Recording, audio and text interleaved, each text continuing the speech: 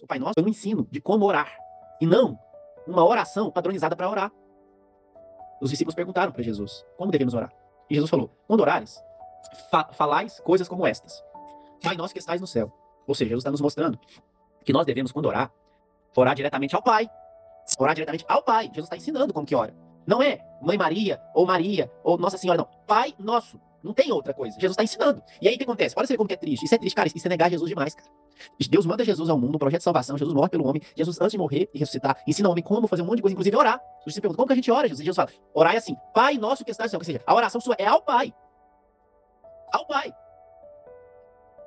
Jesus está ensinando. E aí, como que você pega? Não, porque eu tô acostumado assim, eu gosto assim, eu me sinto assim quando eu oro, a minha mãe, não sei o que tem, a minha avó. Cara, abre os olhos, nasce de novo. Presta atenção. Se alimenta da palavra, não foca só nessa vida, no trabalho, na moto, no carro, nos problemas, no filho. Presta atenção na palavra de Deus. Tenha uma experiência com Deus. Jesus está falando com você. Pai nosso que estais nos céus. Ou seja, Jesus está nos mostrando que quando a gente orar, ele não está ensinando que é para fazer isso toda hora.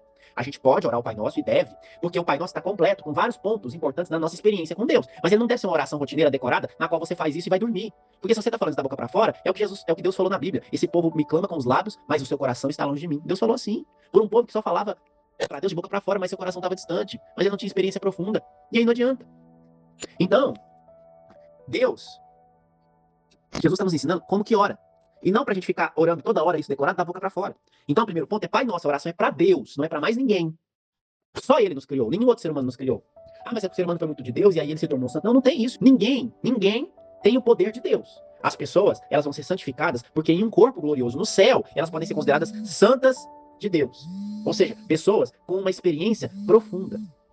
Pessoas que alcançaram a salvação e que agora estão na eternidade, que estão no céu, eternamente com Deus, tendo descanso eterno. E não uma tarefa, e não um trabalho de ficar ouvindo um monte de gente e intercedendo por um monte de gente. Isso não existe, cara. Abra os olhos. Isso é loucura.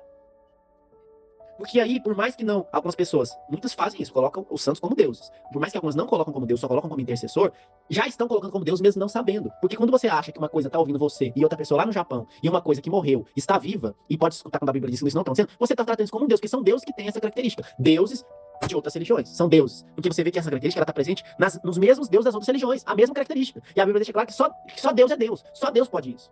Então, quando Jesus ensina, Pai Nosso que estais no céu, é a nossa oração direta para Deus. Então eu oro a Deus que estais no céu. E aí, quando eu oro, eu continuo, santificado seja o teu nome, porque Jesus está nos ensinando que a gente deve mostrar para Deus que nós reconhecemos que ele é santo.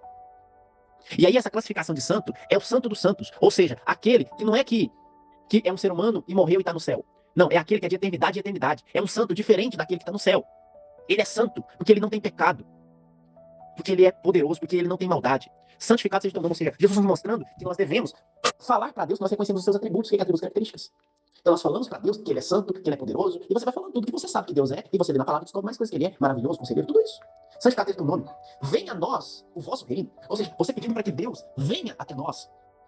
Para que ele ouça as nossas orações. Não é outra pessoa, não é a mãe de Jesus. É ele, é ele. Só ele. Para ele vir até nós, não é outra pessoa.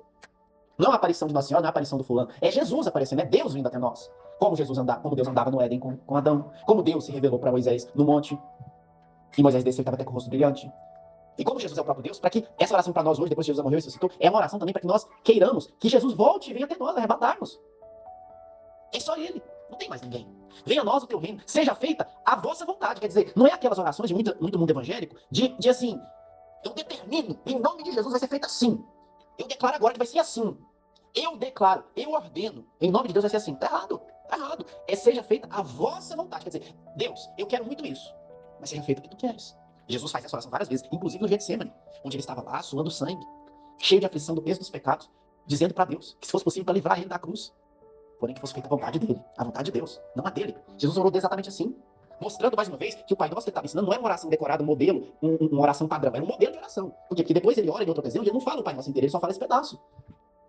Seja feita a vossa vontade, assim na terra como no céu. Ou seja, assim como Deus é soberano lá no céu, assim como a vontade dele é soberana lá, que seja aqui também. O pão nosso de cada dia nos dá hoje. Quer dizer, reconhecendo que é Deus que nos dá o pão. Não é eu que sou muito bom, não é eu que sou formado em não sei o quê, que eu tenho um serviço tal, que eu sou o bambambam, que eu sou o ótimo. Não. É o pão nosso de cada dia, dai-nos hoje. Ou seja, é Ele que nos dá o pão, é Ele que nos concede isso aí. Se nós somos capacitados, nós temos uma faculdade, nós temos isso, é Ele que nos deu. Perdoai as nossas ofensas, assim como nós perdoamos a quem nos tem ofendido. Ou seja, pedir perdão para Deus pelos nossos pecados, por tudo que nós fizemos que não glorificou o nome dele, assim como nós perdoamos a quem nos tem ofendido. Ou seja, se eu não perdoar quem me ofende, eu não preciso nem ficar orando para Deus, porque é para ele nos perdoar, assim como a gente perdoa quem nos ofende. Então, se eu não perdoo quem me ofendeu, eu não tenho como perdoar. Deus está nos mostrando que é para ele nos perdoar, assim como nós perdoamos também. Então, quer dizer, é um perdão igual ao que nós perdoamos o outro. Ah, o outro perdoa de qualquer jeito. Muito bem, Deus vai te perdoar do mesmo jeito. Só que as pessoas fazem uma oração decorada, rotineira, igual faz o Ave Maria aí, e eles nem percebem que Deus está falando isso na vida deles. Aquele cara lá, aquela pessoa que não perdoa a outra, que está de mal da outra, está aí orando o Pai Nosso à vontade. Mas ela está mostrando isso aí. Não me perdoe, Deus, porque eu não perdoo o outro, porque a oração está sendo dita isso. Perdoai as nossas ofensas, assim como nós perdoamos a quem nos tem ofendido. E não nos deixeis cair em tentação, mas livrai-nos do mal. Ou seja, não nos deixeis cair em tentação, cair em erro, cair em problema, cair em situação que desagrada a Deus. Não nos deixe cair nisso. Nos livra do mal. Amém, que assim seja. O que os discípulos perguntam para Jesus? Como devemos orar? E Jesus passou um modelo de oração. Não um roteiro. Não uma coisa decorada. Ele passou um modelo mostrando os pontos que nas nossas orações seriam importantes a gente falar. Ou seja, que a oração devia ser diretamente para Deus, totalmente, porque só Ele está nos ouvindo. Que a gente deveria mostrar para Deus que a gente reconhece os atributos dele, as características que Ele tem. Que a gente quer que Ele venha até nós. Que a gente quer que a vontade dele se cumpra na nossa vida. Que a gente reconhece que é Ele que tem nos dado o pão de cada dia. Que a gente pede perdão pelos nossos pecados e que nós exercemos aquilo que Ele nos ordenou, que é perdoar o outro também. Que a gente quer que Ele nos livre de toda tentação, de toda coisa ruim e nos deixe distante do mal. Ou seja, Jesus, Ele mostra pontos importantes a gente pôr numa oração. Mas não significa que toda oração nós vamos fazer todos esses pontos. Mas o mais importante de tudo isso, é que essa oração é somente para Deus. É a gente reconhecer, porque quando você junta todos esses pontos, o que todos eles querem dizer? É um reconhecimento que só Deus é Deus, não tem outra coisa no meio. Só Ele é Deus, só Ele pode todas as coisas. O que tem em todos esses pontos que Jesus traz no modelo de oração que Ele está nos ensinando? Que só Deus é Deus. Que só Ele é poderoso e que só Ele pode todas as coisas. E que nós confiamos nele.